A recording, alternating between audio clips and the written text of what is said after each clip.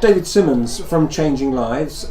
We spoke in the summer, and so how have things been going for your organisation since then? Do you know what? Changing Lives has been fantastic for myself and Ben.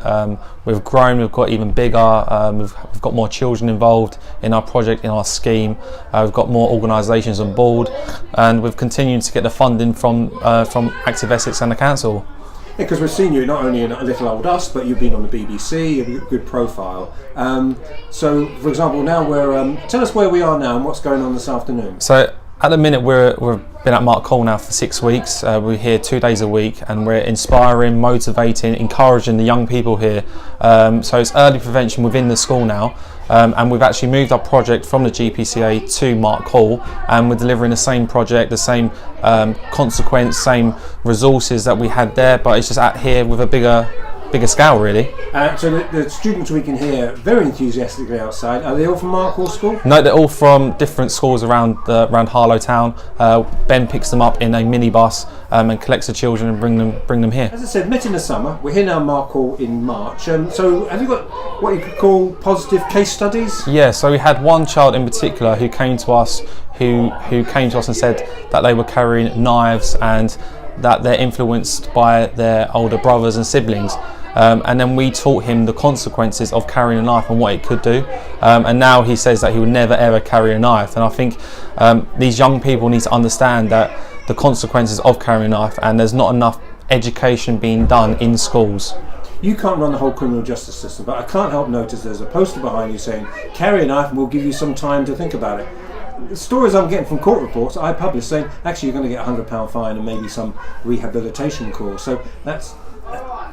Do you have any reaction to that? Do you know what? We hope that poster symbolises what we want to happen, but in fact it doesn't, and it is frustrating for us and for the community that this does happen. A £100 slap on the wrist isn't what's going to take for people to stop knives. It's going to have to be 4 years, 5 years, 6 years for just carrying a knife. There has to be a bigger, what's the word?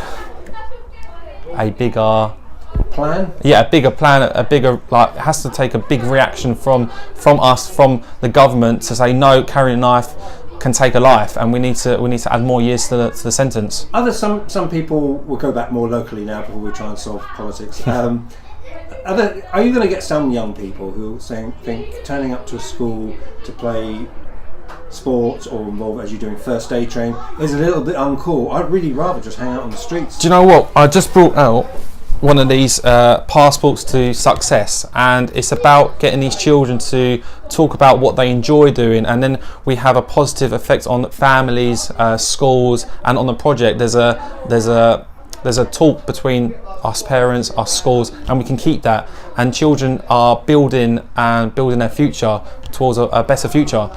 Children love coming here. That's great. Other people, without naming any names, you think their heads are still in the sand when you use the word gang prevention, or preventing getting involved in gangs, preventing them living a life where you have to carry a knife.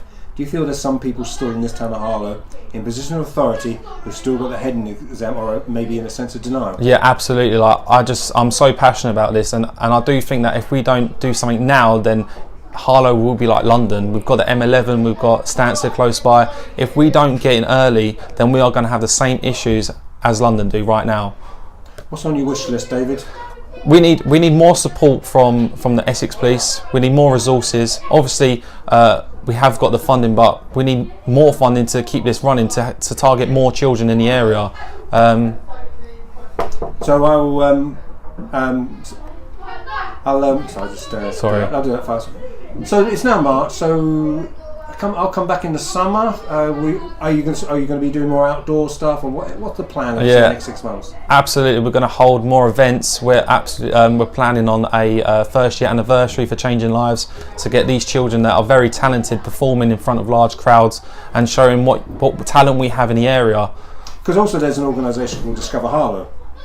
I'm an ambassador for Discover Harlow. So you need people to say, listen, you want to discover Harlow, you want a future of all the building and jobs on offer, but you need a safe environment. And so as many companies all should really be supporting you. Yeah, absolutely. We want as much sponsorship, companies to get involved in us. We need the support from a lot of people and a lot of organisations to get this going, to get momentum, and we need to support our youngest children, our youngest people, because these guys are the future.